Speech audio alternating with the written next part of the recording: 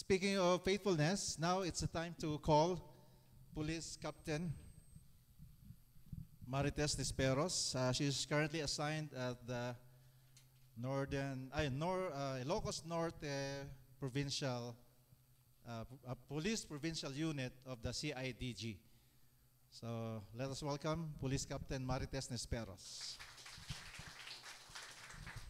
Thank you po, Pastor. Good morning. Ay, parang nagulat sila lahat. Parang hindi police. Seryoso siya. Oy. First, siyempre, thank you sa ating Panginoong Diyos na nandito kami ngayon sa Baguio from Ilocos Sur. And thank you sa buhay ng ating pastor na patuloy na nagbibigay sa atin ng mga salita ng Diyos. And thank you na andito kayo para magkasama-sama tayo. First of all, second na. Second is congratulations na andito kayo ngayon sa edad nyo na yan. Fourth year na sila, Pastor? Fourth year. Graduating, di ba? Graduating. So, ayan. Incoming. So, congrats na andito kayo and God bless you more kasi nga kanina pinapakinggan ko kung sino yung malakas na mag-receive kay Lord as Savior and as our God. Malakas yung andon sa likod, yung andito sa harap ko parang nahihiya sila or bumubulong lang. Di ba? O baka dati na nilang na-receive. So, syempre, very blessed tayo, di ba? Pag nagre-receive tayo na ganon. So, kino-congratulate ko kayo kasi ako is 2011 ako naka-receive. So, ilang taon na ako noon, matanda na ako.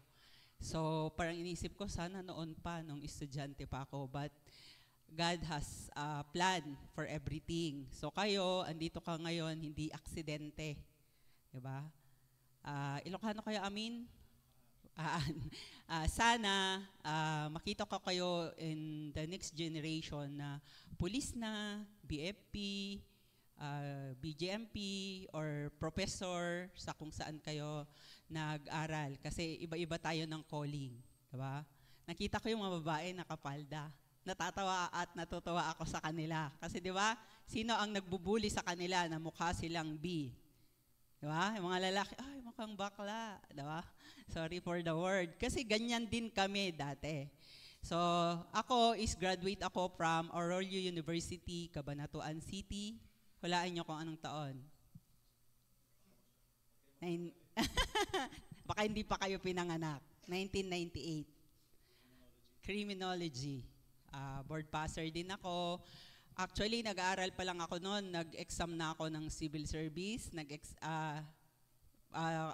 PO1, civil service, meron kasi. Tapos Napolcom, 72 units pa lang kasi noon, pwede nang mag-exam at pwede nang mag-police. Pero last na yung batch namin actually na pwede ang 72 units. May mga kaklase ako actually 97 hindi na sila nagtuloy mag-cream kundi nag-police na kaagad. Pero at the time na nag-schooling sila or nagti-training sila, nagdiretso ulit sila na mag-cream. So, kumbaga 97 graduate sila, 98 naman kami, pero pareho kami ng rank ngayon. So, rose from the rank ako, rose from rank, alam niyo siguro yon. So, the lateral, the academy, and the rose from rank. So, 26 years na ako in the service. Naalala ko, nung criminology ako, isa ako sa leader. Leader ng kanyo? Leader ng kalokohan. Ayan. Asan yung company, dito? Si Oy talaga. Ang galing ko humula. Di ba, Oy? Di ba? So, ako noon, pagpapasok kami, tinitignan namin sino na susunod na professor. Pag yung ayaw namin, kukunaib ko na lahat yung kaklase ko, huwag tayong pumasok. Kasi leader yun leader, bad leader na actually, pag magkakasama kayong mga magkakaklase, kailangan yung leader lagi nating sinusunod, diba? Minsan, kalokohan na nga, good leader good leader. Yung good leader, lagi nating sinusunod. Actually, pero may bad leader na sinusunod, di ba? Pero wag natin yon sundan. Kasi kami, muntik na kami hindi makagraduate. Di ba? Kasi kung saan-saan kami nakakarating, piyesta, birthday, ganyan. Absent ng absent. Pero wag yon yung tignan nyo. Wag nyong isipin na, pwede naman pala yon si Ma'am Marites nakagraduate kahit bad company or bad leader siya. Pero sabi ko nga, muntik na kami hindi makagraduate. Hindi ako agad nakapag-board exam kasi nagpulis ka agad ako. Kumbaga sumunod ako sa mga kaklase na okay lang na pabanjing-banjing. Pero nag-i-aim ako for cum laude or summa cum laude, ganun. Pero, na-prostrate ako sa isang professor namin na PE, actually ano yung PE natin? Diba? Ang dali-dali. Pero, doon pa ako nagkaroon ng 1.5. Ang grades ko noon, puro 1.25. Diba? Opo, Pastor. Doon ako at parang alam nyo yun, wag kayong mapaprostrate pag ganon. Kasi pag ako kasi ang ugali ko noon, once na parang lumagpak ako sa isang area, parang hindi ko na siya itutuloy. So, hindi ako nag-summa cum laude. Kasi noon, kailangan 1.25, yung wala kang 1.5 sa amin doon noon. Tapos ikaw yung magsisecure ng mga grades mo and lahat mo para maging summa cum laude ka, pero hindi ko tinuloy. So, sayang talaga. Diba? So, pag na-prostrate kayo, saan kayo mag-turn? Mag-pray. Diba? Napakaswerte nyo na may ganitong church, may pastor tayo, at may leader. Congratulations sa mga school na nagpapadala sa inyo dito. Nag-intern na kayo, di ba? Saan kayo nag-intern? CIDG. Wala? Bakit ayaw niyang CIDG? Nagsisimula pa lang. Kasi dati, ang UC hindi nagbibigay sa amin ng intern. Ang UB lang. UB. Yan. May intern sila sa amin in Madaming Pasaway. Madaming pasaway. Hindi. Friend ko yung dean ng CRIM dyan. Si Ma'am, ano yung pangalan? Karesma. Friend ko yan. Nagtotok ako actually dyan sa inyo dati. Nung dito ako naka-assign. I'm assigned here for 10 years. Nung nag-lieutenant ako, na-assign na ako ng Region 1. Yan. So, kasama ko yung anak ko and family. So, ito lang yung habang estudyante kayo, enjoyin yung pagiging estudyante. So, ano bang dapat gawin pag estudyante? Diba? Mag-aral. Diba? Kasi pag pulis na kayo, kung saan na kayo tatrabaho, hindi kayo makapag-enjoy ng gaya ng pag-enjoy nyo ngayon. Pero diba, based on our topic, pag leader, diba? Sino yung pinaka-leader sa bahay? Mama daw. Hindi si Papa. Ayan. Siyempre si nanay at si tatay. So, unang-una, may spiritual leader tayo, meron tayong home leader or sa nanay and tatay natin, magulang, di ba? May verse tayo about dyan o may sinusunod tayo na igalang natin yung nanay at tatay. Third, siyempre, sa school, sino ang leader? Teacher, professor, si dean. Hindi si company, di ba? Iba naman yung sayo, yung pagiging leader mo. So, matuto lang tayong sumunod sa tama, sa legal, habang estudyante pa tayo. Kasi pag tatrabaho na kayo, di ba, mahirap na lahat. And syempre, habang nag-aaral, wag munang mag-asawa. Di ba? Sino may girlfriend? Ay, wala. Boyfriend? Walang. Ayaw umamin, no? Hindi naman kayo nakikita sa natin. So, okay lang yan na meron.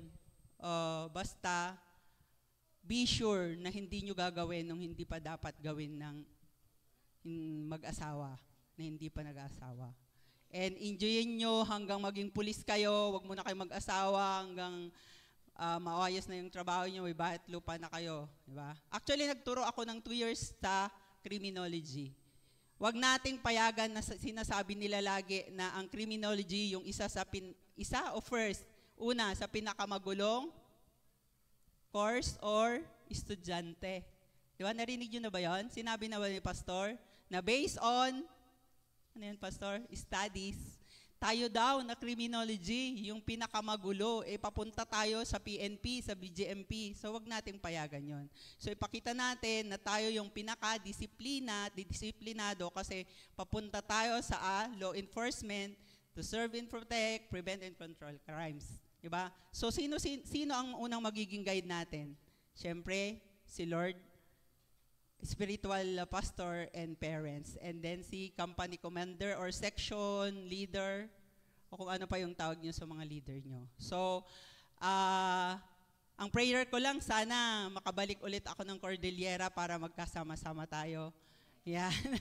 So, let us pray together. Sabi nga ni Pastor, hindi lang para sa sarili natin, hindi lang para sa magulang at pamilya, siyempre sa friends mo, sa kaklasmate mo, sa professor, sa school nyo, syempre.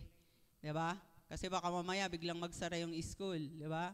Tsaka yung gagawin nyo, hindi lang yung sarili nyo yung napupuna, or kundi yung school nyo. Ay, taga-UC yan, kaya ganyan yan. Taga-UB yan, kaya ganyan yan. Actually, may experience ako sa UB, pero mahaba na pagkukento ko na sana hindi mangyari sa inyo. Hindi yon nakagraduate sa OJT niya. Ay, si kinento rin. Hindi nakagraduate kasi nakipag-inuman sa kasamahan ko. Na ako yung nagalit sa kanila at ako yung nag-grade sa kanila as admin PNCO noon at nagalit sila sa akin. Pero di baling may magalit na sa inyo, basta ginagawa nyo yung tama at legal. O yan, baka maiyak ako. Yon. So, ngayon na nakakilala na ako kay Lord, di ba?